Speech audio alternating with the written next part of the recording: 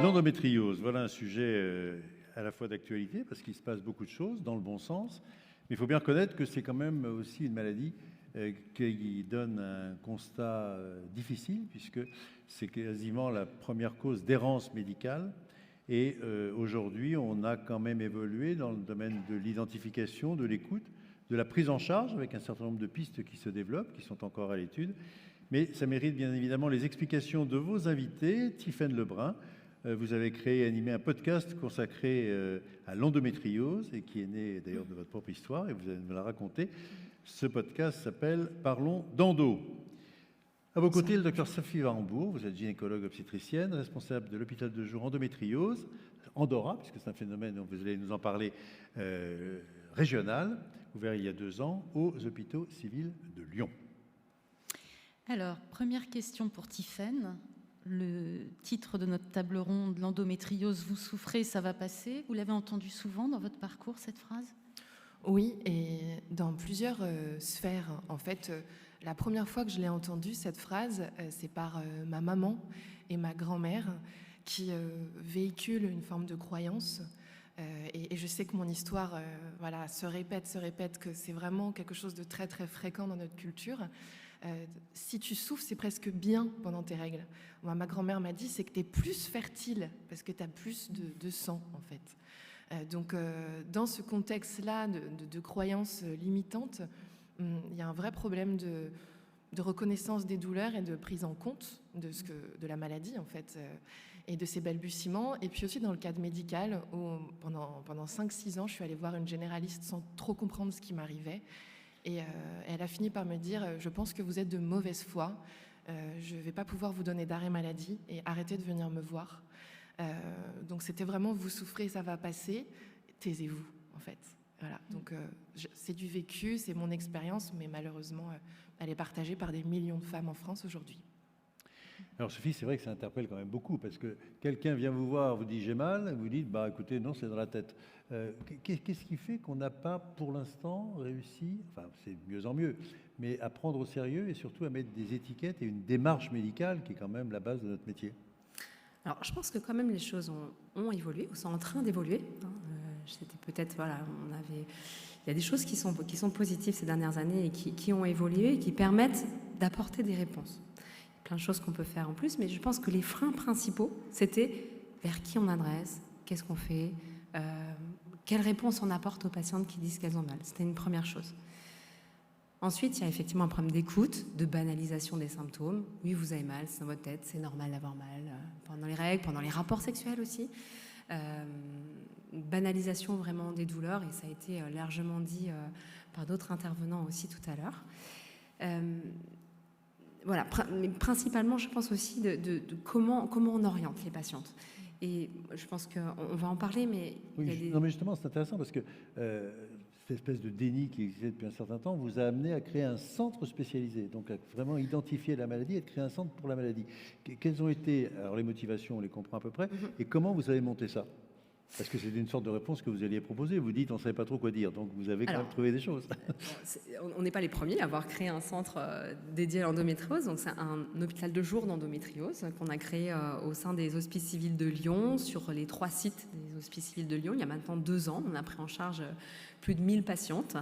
L'objectif, c'était de proposer une prise en charge la plus globale possible, la plus personnalisée possible, pas seulement un médecin qu'on voit pour un avis, mais d'essayer d'avoir une approche la plus pluridisciplinaire possible, en faisant rentrer, donc il y a bien sûr des médecins, mais aussi des paramédicaux, psychologues, kinésithérapeutes, diététiciens, une sexologue également, pour essayer d'apporter des solutions avec plusieurs consultations sur une seule et même journée. En général, la patiente voit 4 à 5 intervenants ou à 4 ou 5 examens sur la journée, mais d'essayer de réduire tout le délai de prise en charge qu'on peut avoir, avec un gain de temps bien sûr, parce que la patiente va pouvoir éviter d'avoir à faire des allers-retours pour voir X ou Y personnes. Est-ce que vous pouvez nous décrire les retentissements dans votre vie quotidienne, dans la vie professionnelle, dans la vie familiale? Concrètement, ça s'exprime comment? L'endométriose, ce qui est assez complexe aujourd'hui, c'est que c'est une maladie inflammatoire, chronique, récidivante, et qu'elle est plurisymptomatique, donc à chaque femme correspond une endométriose. Dans mon cas personnel, les symptômes, ça va être des symptômes digestifs et des douleurs. Donc le monopole de l'endométriose, en général, c'est la douleur.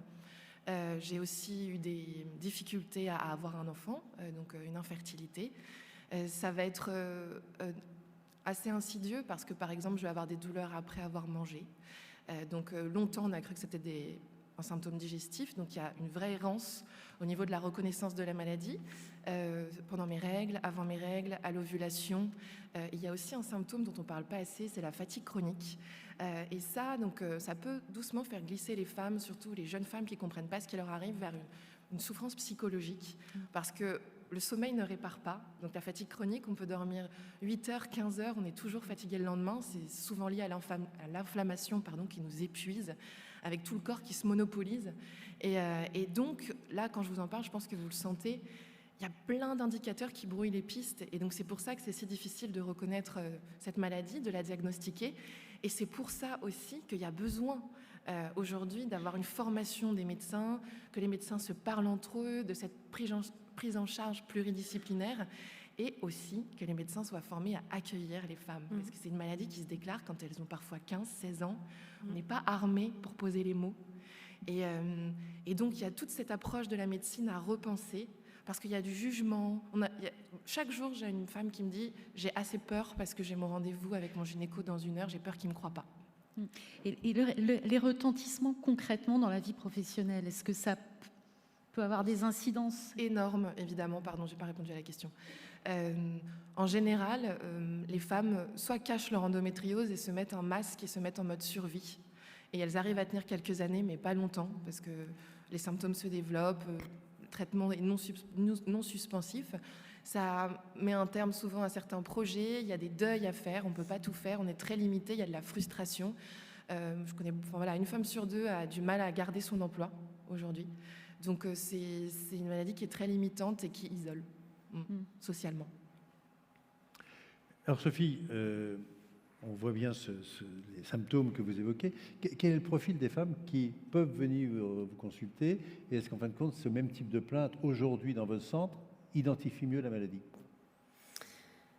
Alors c'est exactement ça. C'est vraiment l'extraordinaire variation des symptômes qu'on peut avoir qui parfois brouille les pistes. Assez fréquemment quand même, on a encore cette errance où on a des patientes qui ont plein de symptômes différents, où personne n'a relié ces symptômes à une maladie qui est l'endométriose. Quelle durée, par exemple, d'errance moyenne? Alors, on sait qu'en moyenne, il y a en France une errance diagnostique qui peut durer en moyenne 7 ans, parfois plus selon certaines études, donc c'est énorme. Est-ce que c'est en train de s'améliorer? Probablement, oui.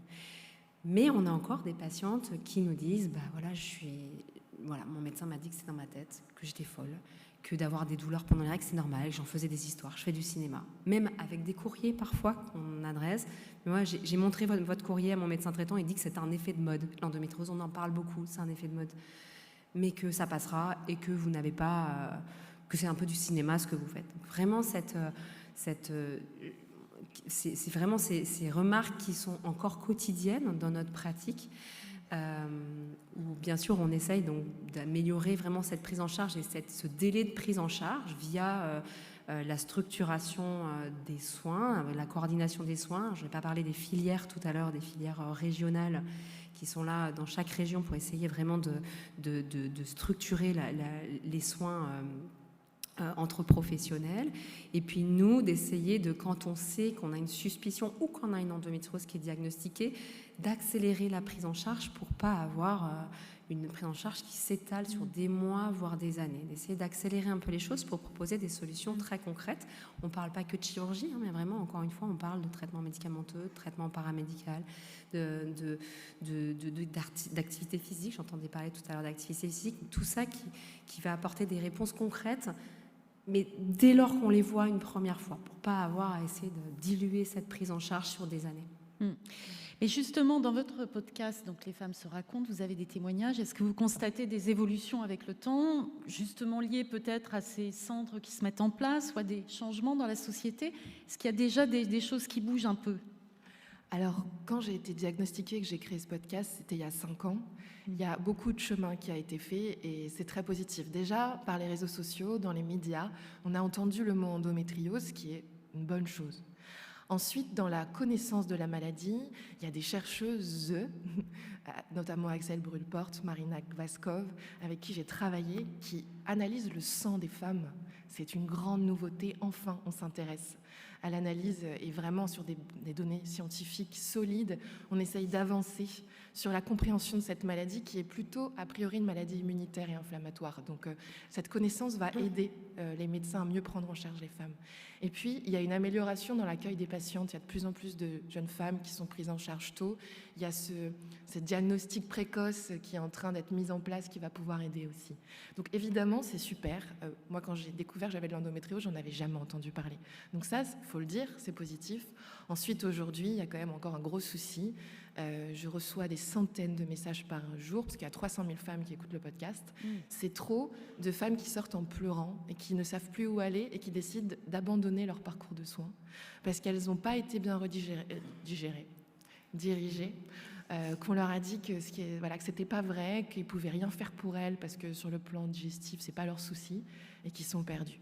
Donc voilà, on est en chemin, mais c'est pas encore ça parce qu'il y a 5 millions de femmes qui ont besoin d'aide là, en France. Alors justement, on va en profiter pour faire un petit point médical, parce que c'est quand même des questions qui se posent et qui reviennent régulièrement ici, Caroline, Elisabeth et Virginie. Premier élément, est-ce qu'on a une idée en effet de l'origine de l'endométriose ? Pourquoi ce tissu va se diffuser dans l'organisme ? Grande question. Il y a plein de théories qui existent sur l'origine, l'étiologie de l'endométriose. Il y a effectivement des origines plutôt immunitaires. Ce qui semble être assez... la théorie la plus fréquente, c'est le fait de se dire qu'il y a un reflux menstruel, c'est-à-dire qu'il y a des cellules de l'endomètre, qui est la muqueuse de l'utérus, qui vont aller à l'extérieur de l'utérus et créer des lésions d'endométriose à l'extérieur de l'utérus. Et donc, tout ce qui va favoriser les règles, tout ce qui va augmenter l'intensité des règles, la durée des règles, le nombre de cycles de règles dans sa vie fait que ça va être un facteur pour développer l'endométriose, mais probablement que cette théorie ne suffit pas. Il y a aussi j'ai écouté récemment une présentation du professeur Michel Canis qui parlait probablement de l'impact de la violence sexuelle, mais pas que, sur comme facteur favorisant de l'endométriose, et je pense que c'est très intéressant aussi, c'est assez nouveau, on n'entendait pas trop parler de ça avant, mais il y a plein de théories qui existent, on n'a pas encore une réponse très, très concrète, mais des recherches, effectivement, comme celle que vous avez évoquée tout à l'heure, vont nous apporter des réponses prochainement sur, on espère, alors, sur l'origine possible. Un mot sur justement le test salivaire, parce qu'il est on en parle beaucoup. D'abord, est-ce que c'est vraiment un bon test diagnostic ? Est-ce qu'il est disponible pour toutes les femmes ? Alors, le test salivaire, c'est un test qui recherche, donc qui va répondre sur oui ou non il y a une endométriose. C'est une analyse des micro-ARN dans la salive.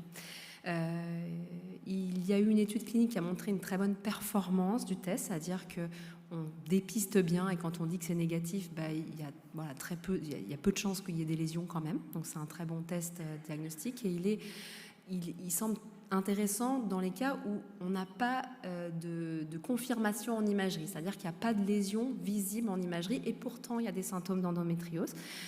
Précédemment, ce qu'on faisait dans ces cas-là, c'est qu'on allait opérer, on allait en célioscopie opérer pour voir s'il y avait des lésions. Donc c'est très invasif.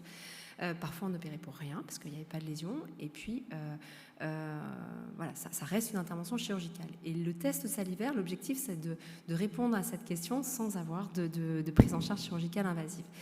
C'est remboursé actuellement en France dans le cadre d'une étude clinique qui est menée depuis le début de l'année dans une centaine de centres en France dans le cadre du forfait innovation. C'est uniquement dans ce cadre d'études cliniques, donc chez des patientes qui ont des symptômes avec une persistance des douleurs malgré un traitement hormonal et qui n'ont pas de lésion d'endométriose visible en imagerie.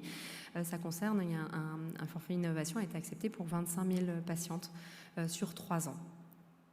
J'ai une question d'une pharmacienne pour revenir à l'errance. Bon, le test peut être une solution, mais comment on peut orienter toutes ces femmes qui sont en recherche de solutions si elles n'ont pas de rendez-vous dans l'un de vos centres, par exemple ?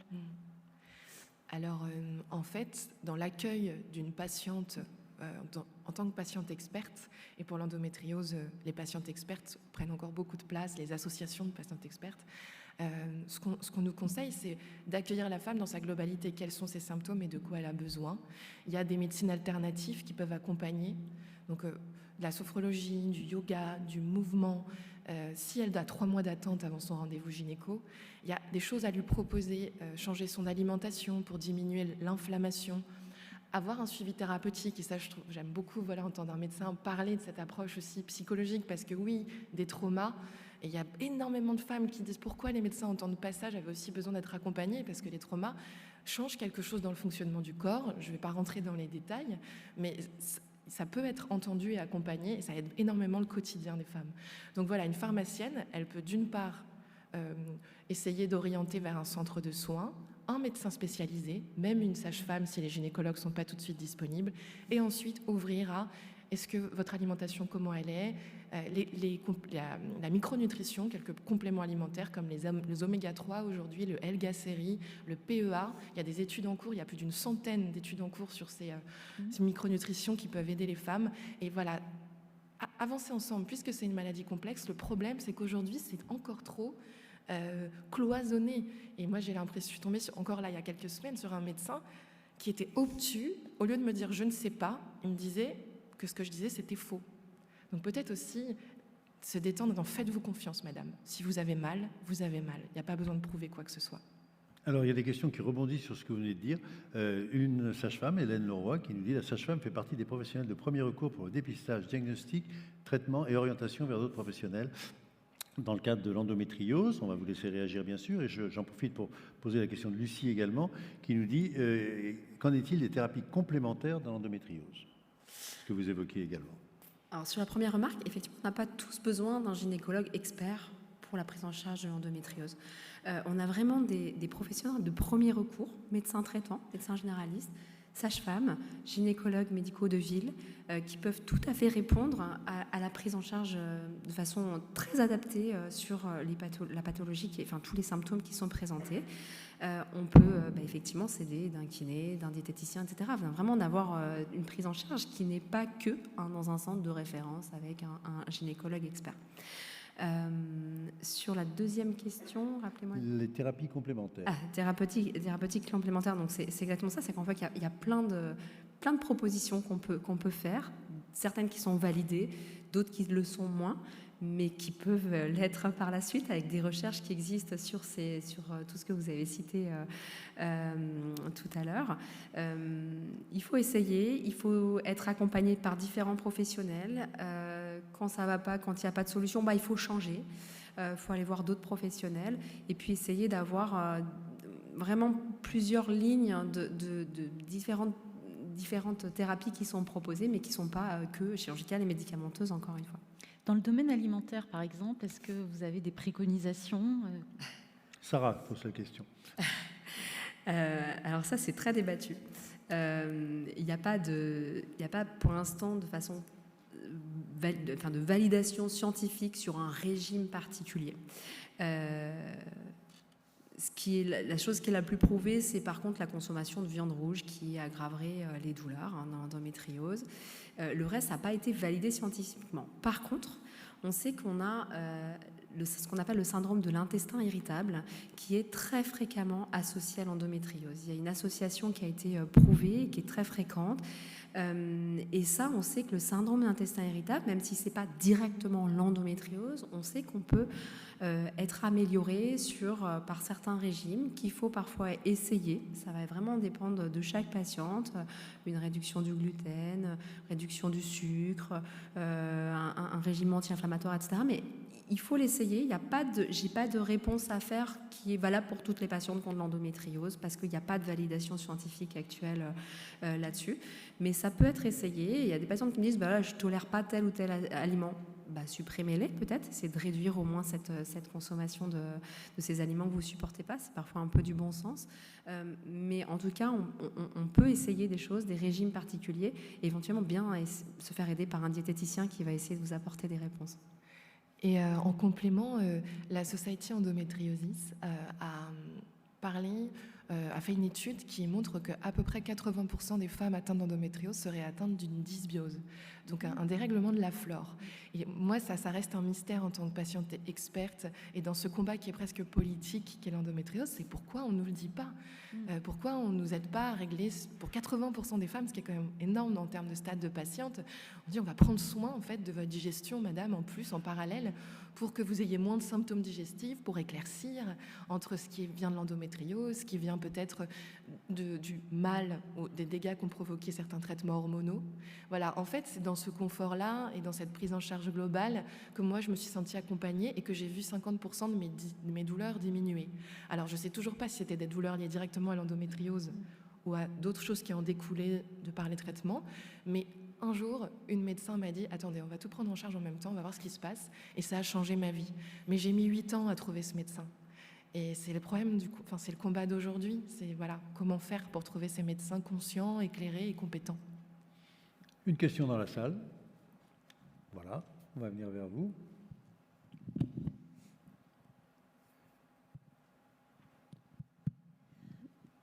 Oui, excusez-moi.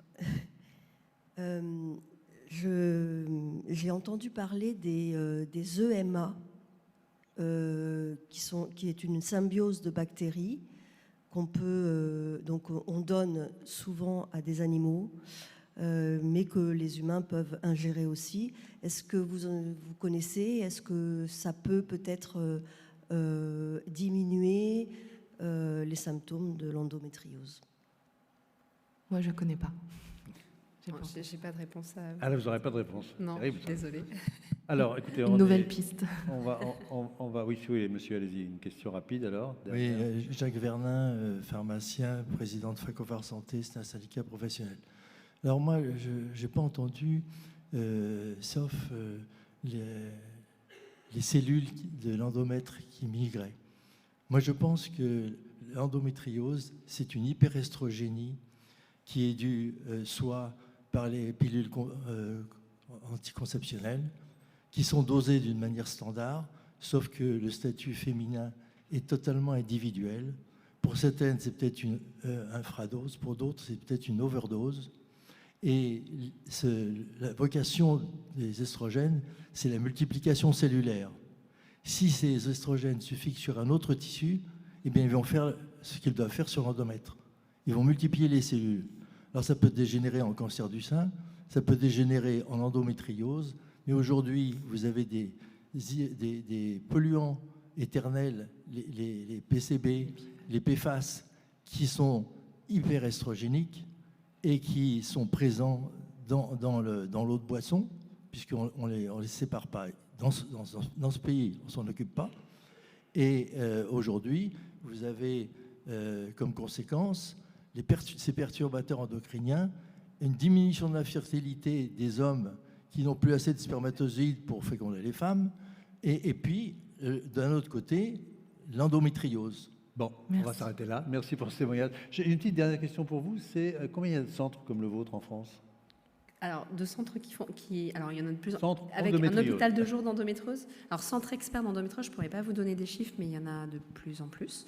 Le développement d'un hôpital de jour d'endométriose, il y en a. Le premier, ça a été le CHU de Lille. Et puis après, derrière, il y a eu plein de centres qui ont ouvert et qui continuent à ouvrir. Je ne pourrais pas vous donner de chiffres. Exact. En peu près 80. J'ai regardé dans la 80, c'est 80, oui, voilà. Alors, C'est moi qui réponds à la en question. 3 ans. Très bien. Merci beaucoup à vous, mesdames. On vous garde encore quelques instants. Et nous allons aborder un focus. On a beaucoup parlé d'ailleurs sur l'activité physique. L'activité physique qui pourrait, en fait, en termes de prévention et en termes de curatif, pourrait être tout à fait intéressante. On se retrouve dans quelques instants.